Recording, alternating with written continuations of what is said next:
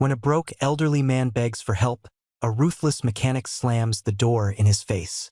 But a young worker steps in, unaware that someone powerful is watching. What happens next will shake the entire company.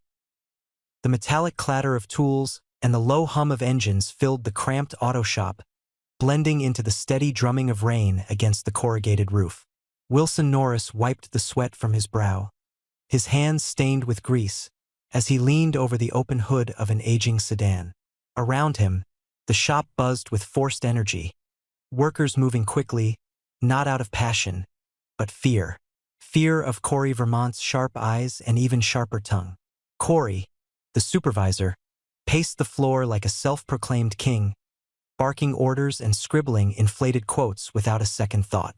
To him, every customer was a walking wallet, a chance to squeeze a few more dollars for his bonus. And anyone who questioned his methods quickly found themselves cleaning floors or worse, out of a job. Wilson hated it. Every day, it gnawed at him. The small injustices, the casual cruelty, the fake smiles. But he needed the paycheck, and for now, that meant keeping his head down and doing his best to keep his own hands clean. The front door creaked open, letting in a gust of cold, wet air. Heads turned as an elderly man shuffled inside, his thin jacket soaked through, his shoes squelching on the grimy floor. He looked fragile, the kind of fragile that made you wonder how he even made it out in this weather. "Good afternoon, sir," Corey said, his voice dripping with fake politeness. "How can we help you today?" The old man removed his cap, wringing it nervously in his hands. "My car. It broke down 2 blocks away. I just need it to start again. I don't have much, but I'll pay what I can." Wilson felt a pang in his chest. The man's voice shook, not just from the cold, but from the weight of asking for help he wasn't sure he could afford. Corey's smile vanished instantly. "No money, no service," he said, his tone turning ice cold. "We're not a charity." The man's shoulders sagged as if the words had knocked the breath out of him. "Please," he whispered. "It's just me and my wife. She's waiting. I just need to get home." Several mechanics looked away, pretending to focus harder on their tasks. No one wanted to be the next target of Corey's wrath. Except Wilson. Before he even knew what he was doing, he stepped forward, wiping his hands on a rag. "What kind of car is it, sir?" Corey's head snapped around. "Norris, don't waste your time. He's not paying." Wilson met Corey's glare without flinching. "I'm on my lunch break," he said coolly. "I'll take a look." Without waiting for permission, Wilson grabbed his toolkit and followed the old man out into the rain. The others stared, some with admiration, most with fear. Outside, Wilson found a battered old Buick, engine dead and hood slightly ajar. He worked quickly, diagnosing the problem, a worn-out starter motor. The part wasn't cheap, but it wasn't astronomical either. Still, he knew the man couldn't afford it. Wilson hesitated only a moment before making up his mind. He jogged back into the shop, bought the replacement starter himself, a chunk out of his already thin paycheck, and returned to the Buick, pretending nothing unusual was happening. Under the relentless rain, his fingers numb and clumsy, Wilson installed the new starter. After what felt like an eternity, he wiped his hands, slid into the driver's seat, and turned the key. The engine coughed, then roared to life. Tears sprang to the old man's eyes. He stumbled forward, reaching into his pocket to pull out a crumpled $5 bill. "I can give you this. It's all I have." Wilson gently pushed the money back into his hand. "Take care of your wife," he said, offering a small, genuine smile. "Get home safe." The old man whispered a blessing under his breath, his voice thick with emotion, before driving away slowly into the misty afternoon. Wilson stood there a moment longer, letting the rain wash some of the grease from his arms. He didn't notice the figure standing under the awning across the street, watching him. Keith Chapman, wearing the plain coveralls of a new recruit, leaned casually against the wall, his arms crossed, a thoughtful look on his face. He had seen everything, every word, every choice, every glance. And while Wilson wiped his hands and prepared to head back inside, thinking this small act of kindness would be forgotten by everyone by sunset, Keith knew otherwise. Because sometimes it was in the smallest moments that true character shined, and Keith was very good at remembering the people who showed it. Very good indeed. The days dragged on, heavy with the same relentless beat of engines, metal, and muffled resentment. At Norris's auto, the rain might have stopped outside, but inside, the atmosphere was still damp with tension. Wilson Norris kept his head down, focusing on his work, trying to ignore the weight of Corey's gaze whenever they crossed paths. But something inside Wilson had shifted. Since helping the elderly man, the feeling had been growing. A stubborn sense that if no one stood up to Corey Vermont, the place would rot from the inside out. It was late Thursday afternoon when the next spark lit the powder keg. The shop was unusually crowded. Corey loved days like this. More foot traffic meant more opportunities to pad the invoices, slip in unnecessary repairs, and flash his rehearsed, oily smile. Wilson was under the lift, tightening the bolts on a suspension when he heard a raised voice coming from the front desk. He slid out from under the car, wiping his hands instinctively, and tilted his head to listen. "And if you don't replace the entire transmission today, your car could break down at any moment," Corey was saying in a tone that practically dripped with false urgency. Wilson peeked around the partition. Standing at the counter was a young woman, no older than 25, clutching her keys tightly in one hand, her other arm wrapped protectively around her purse. Her face was drawn tight with confusion and worry. "My car was just making a squeaking sound when I turned," she said, her voice small. "Are you sure it's that serious?" Corey leaned in, lowering his voice like he was sharing some profound secret. "Trust me, you're lucky you brought it in when you did. Otherwise, you'd be looking at a complete breakdown or even a crash. I can give you a good deal if you approve the work right now." Wilson's stomach twisted. He knew that tactic: pressure them, scare them, close the sale fast.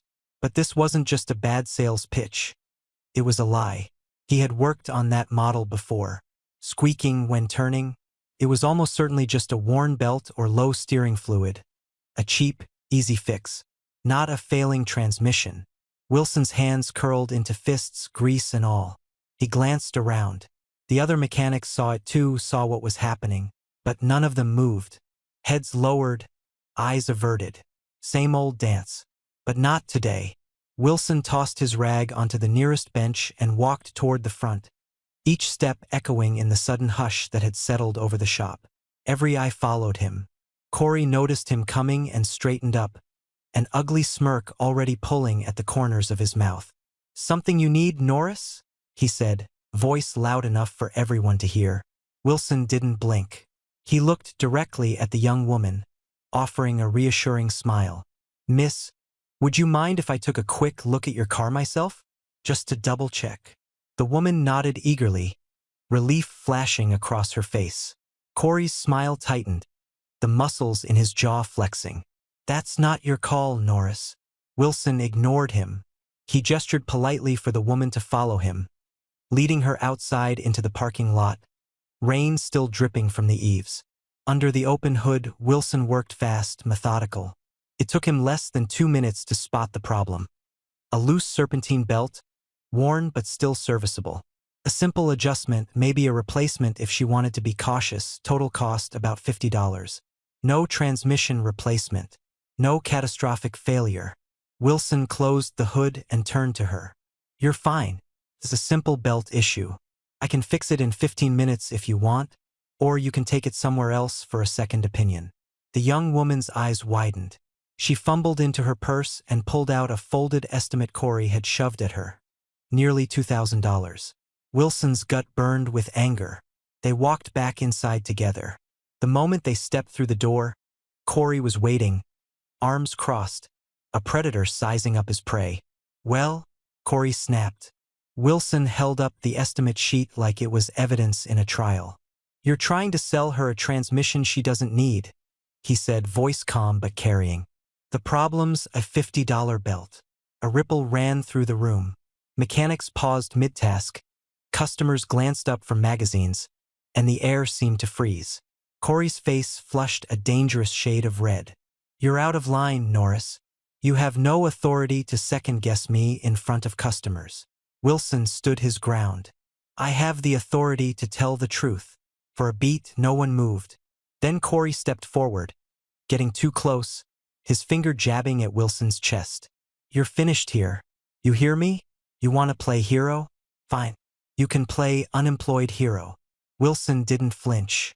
If doing the right thing costs me this job, I can live with that. Silence. Raw, brittle silence. And at the back of the room, leaning casually against the wall, Keith Chapman watched it all unfold. His expression remained unreadable, but his mind was already racing. He had seen enough. The intimidation, the lies, the exploitation. It was worse than he'd anticipated. This wasn't just a greedy manager. It was a toxic system festering unchecked. Behind his calm, steady exterior, Keith began preparing the next steps. His real purpose here was about to come to light, and when it did, Norris's Auto would never be the same. Not if Keith had anything to say about it. Friday morning dawned heavy and gray, the kind of sky that pressed down on the town like a hand trying to smother it. In the shop, the fluorescent lights buzzed overhead, and the steady whir of drills and clank of wrenches created a nervous rhythm.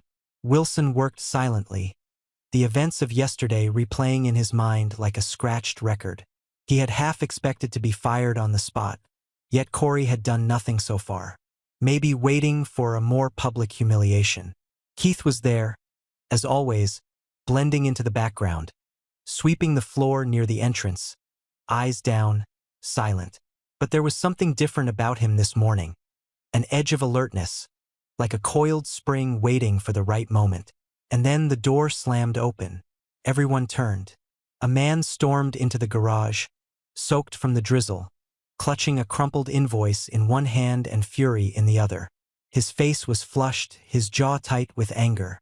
"Who's in charge here?" he barked, his voice cutting through the room like a whip. Corey, never one to miss a sales opportunity or a chance to spin a situation, immediately stepped forward, plastering on his smoothest, fakest smile. "Sir, welcome. I'm the manager. How can I help you today?" Corey said, voice oily and insincere. The man was having none of it. He shoved the invoice toward Corey's chest. "You can help me by explaining why the hell I paid for a full brake replacement and my car still barely stops. I could have been killed." A visible shudder ran through the staff. Customers in the waiting area lifted their heads. A mechanic froze halfway through checking tire pressure. Corey's grin faltered, but he recovered quickly, raising his hands in a defensive gesture. "Now, let's not jump to conclusions. I'm sure there's been a misunderstanding. You think I don't know when I'm being scammed?" The man snapped, jabbing a finger at Corey's chest. "You charged me nearly $1,000, and my brakes feel worse than before." Corey's eyes darted around, seeking an escape hatch. Maybe it was a faulty part. Maybe the tech forgot something. "We'll check it out free of charge. No need to get upset." And that was the moment Keith chose to move. He stepped forward calmly, sweeping his broom aside like shedding a disguise. His movements were unhurried, confident, as if he had rehearsed this scene 1,000 times. "That's enough, Corey," Keith said, voice cutting through the room like a clean blade. Corey turned, blinking in confusion. For a second, he looked almost amused. "Who the hell do you think you are, janitor?" Keith reached into his jacket and pulled out a slim leather wallet. He flipped it open with practiced ease. Inside wasn't a driver's license or a maintenance badge. It was a corporate ID. Keith Chapman, Regional Director, CR Automotive Group. The air seemed to be sucked out of the room. Corey stumbled back half a step, color draining from his face. You're... That's right," Keith said, his voice level but filled with cold authority. "I'm not a janitor. I'm the CEO's right-hand man for operations, and I was sent here personally to investigate multiple complaints about this shop." Murmurs rippled through the mechanics, the customers, even the receptionist. Keith turned to the angry customer first, bowing his head slightly. "Sir, I sincerely apologize for your experience. I will personally see that your car is repaired properly, at no charge, and will refund your original payment. You have my word." The man nodded stiffly, still furious but momentarily mollified. Then Keith turned back to Corey, and this time, there was no friendliness in his expression, only steel. I've spent the last 2 weeks watching you, Corey. The overbilling, the pressure tactics, the lies. Keith's voice rose, clear and commanding. You have violated company ethics, endangered customers, and created a toxic workplace. Corey's mouth worked uselessly, trying to summon some protest, but Keith raised a hand to silence him. You are terminated effective immediately, Keith said, his words deliberate and final. Gather your belongings. Leave the premises. You are no longer welcome here. The silence that followed was deafening. Corey's face twisted with impotent rage, but he knew better than to argue. Under the burning gazes of the staff and customers, he turned and stormed toward the office, slamming the door behind him. Keith let the silence stretch a moment longer, letting the moment sink into the bones of everyone watching. Then he turned to Wilson and smiled. A lot of people talk about integrity, Keith said, loud enough for everyone to hear. Very few people actually live it when it counts. Yesterday, Wilson Norris stood up for a customer knowing it could cost him everything. That's the kind of person we want leading this place.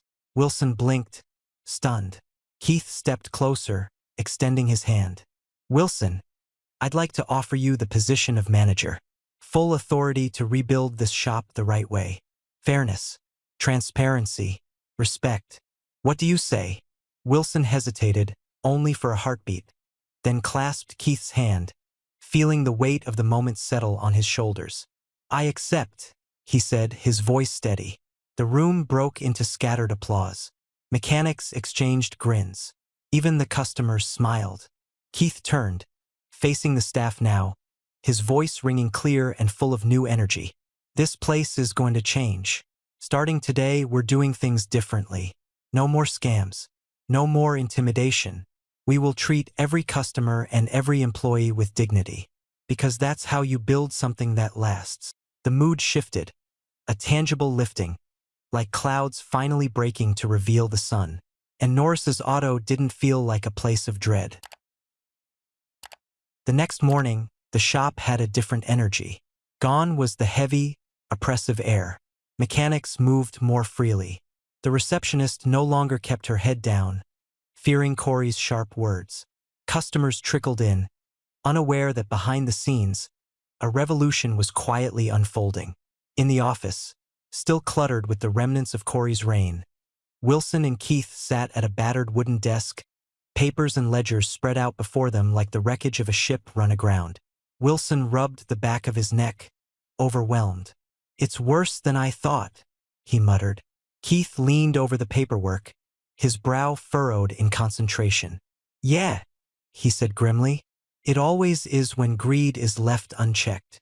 The records were a mess.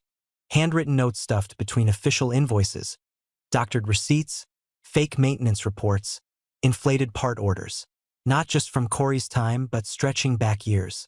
Wilson discovered entire folders marked special adjustments. Coded language for overcharges hidden in complex repair packages. At first, the two men worked in grim silence, methodically going through everything. For hours, the only sounds were the scribble of pens, the shuffle of paper, and the occasional low whistle of disbelief. By early afternoon, Wilson pushed back from the desk, frustrated. Keith, this could sink us, he said. If word gets out, who's gonna trust Norris's Auto again? They'll think I'm part of it. Keith studied him for a moment, then leaned forward. You're right about one thing, he said calmly. It could destroy the company. He paused. But only if we act like we have something to hide. Wilson frowned, uncertain. Keith continued, his voice steady. We didn't create this mess, but it's our responsibility now. And responsibility means doing the hard thing even when it would be easier to bury it. Wilson sat there, wrestling with the weight of it. Years of dishonesty, dozens, maybe hundreds of customers cheated, lied to, taken advantage of. He thought about the old man Corey had sent away, standing in the rain with a desperate look in his eyes. He thought about the young woman Corey had tried to scam. and he thought about the kind of man he wanted to be. Slowly, Wilson nodded. "All right," he said. "We fixed this. All of it." Keith smiled. A small, genuine smile that carried the force of a handshake between men who understood the gravity of what they were agreeing to. They drew up a plan. First, they compiled a complete list of every customer who had been overcharged or billed for unnecessary work over the past 2 years. Then, they called an emergency meeting with the staff, no secrets, no half-truths. Standing in the center of the shop floor, Wilson spoke plainly, without notes. "Some of you may have been pressured into practices you weren't proud of. Some of you might have fought it quietly. Either way, what matters now is that we move forward differently. Starting today, we're contacting every customer who was wronged. We're offering full refunds. And we're apologizing, no excuses." There were murmurs of surprise. Some skeptical, some relieved. Keith stepped forward to back him up. "If you're with us, if you believe in fixing what's broken, you'll have a place here. If not, well, this is your chance to walk away." No one moved. One by one, the mechanics and staff looked around and nodded. Tentative at first, then stronger. It wasn't just about keeping a job anymore. It was about being proud of the work they did. The next days were a blur of phone calls, emails, handwritten letters. Some customers were furious. Some were shocked. A few wept on the phone, thanking them for their honesty, admitting they had given up on ever trusting a mechanic again. Refunds went out faster than they came in. The financial hit was brutal. Wilson and Keith watched the shop's savings dwindle, but they didn't flinch. Word started to spread. At first, it was just whispers. A social media post here, a review there. Norris's Auto admitted they messed up and made it right. Honest, real people. They refunded me without me even asking. I'll never take my car anywhere else again. Customers who had once vowed never to return began coming back, bringing friends, family, neighbors. The waiting area, once empty, began filling with faces again. Not just customers, but supporters. One evening, after a long day of repairing both cars and reputations, Wilson and Keith stood outside the shop, leaning against the wall, watching the sunset bleed gold across the horizon. Keith clapped a hand on Wilson's shoulder. "You did good, kid." Wilson shook his head. "We did good. All of us." Keith smiled, a rare look of real pride flashing across his face. "You know," Keith said thoughtfully, "most businesses are built on selling something, product, a service. But the best ones? They're built on trust. You can't buy that. You have to earn it." Wilson nodded slowly, understanding now in a way he never had before. They weren't just fixing a broken shop. They were building something bigger, something that could outlive both of them. A legacy not of perfection, but of honesty, courage, and second chances. They shook hands again, not as employer and employee, but as partners in a mission greater than either had first realized. Above them, the battered old Norris's Auto sign creaked in the breeze. It would need repainting soon, a fresh coat for a fresh start. But for now, it stood as a reminder. Integrity wasn't about never making mistakes. It was about choosing every day to make things right. And in that small, worn-down shop, under the fading light of a once stormy sky, a legacy was born. This story reminds us that true character is revealed when no one's watching. What would you have done if you were Wilson, risking everything for a stranger? Share your thoughts in the comments. We're so close to 1,000 subscribers. With your help, we can hit this milestone together. We would appreciate your follow. Celebrate with even more powerful journeys like this, right here on Embrace the Journey.